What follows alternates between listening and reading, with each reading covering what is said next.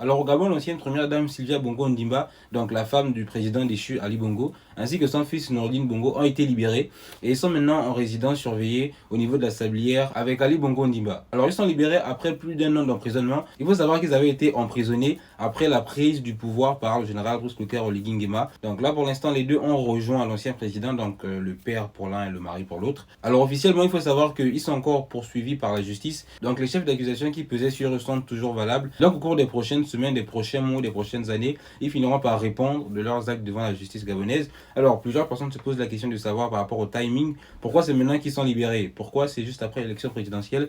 Alors, officiellement, il n'y a pas de lien par rapport à ces deux événements-là. Donc, on va rester très prudent dans ce qu'on va avancer ici.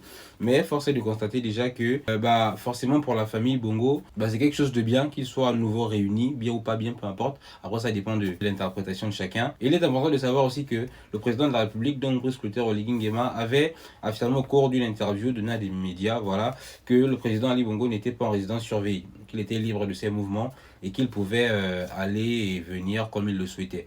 Donc c'est assez intéressant de voir la situation actuellement et de voir comment est-ce que les choses vont se projeter à l'avenir. Donc bien sûr, on reste attentif à cette actualité. Moi, je vous informerai du nouveau lorsqu'il y aura du nouveau par rapport à tout ça.